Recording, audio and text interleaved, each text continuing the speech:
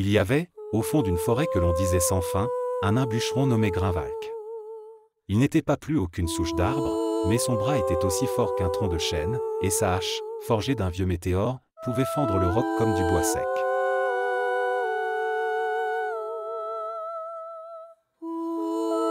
Grinvalque vivait seul dans une cabane creusée sous une racine géante, mangeant des champignons rôtis et buvant la sève d'un arbre qu'on disait immortel. Nul ne savait depuis combien de siècles il vivait là, on disait qu'il avait été fabriqué par un forgeron lui-même sculpté dans la pierre.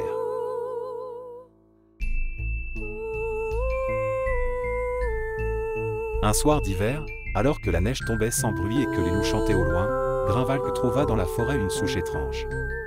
Elle brillait sous la lune, et chaque fois qu'il posait les yeux sur elle, il croyait entendre un murmure, une voix douce, mais triste, comme celle d'un vieux violon oublié. Il posa sa hache sur la souche. Mais au moment où il allait frapper, il entend une petite voix de fée. Une petite fée prise au piège dans une goutte d'eau et qui secoue ses ailes tremblantes. Elle cria d'une voix si fine qu'on aurait cru entendre le givre craquer. Arrête, Grinvalque, car ce bois n'est pas du bois mort, cette souche est vivante. Le nain recula. Il fronça ses épais sourcils, car il n'aimait guère que l'on détourne sa hache.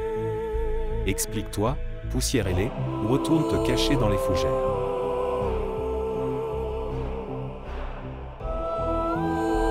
La fée gigotait dans la goutte d'eau. Grimwalk la libéra de la goutte en un coup. Cette souche est le cœur d'un roi tombé, un ancien des temps d'avant les hommes. Son trône fut renversé par les flammes, et son corps devint racine. Il dort encore, mais s'il meurt, la forêt se desséchera comme une bouche sans langue. Grinvalque gronda, mais il ne frappa pas. Il s'assit, puis écouta la fée lui conter l'histoire de ce roi arbre oublié. La nuit passa, et quand l'aube vint, il n'avait rien coupé. Depuis ce jour, Grinvalque ne bûcha plus jamais. Il devint le gardien silencieux de la souche dans la forêt magique.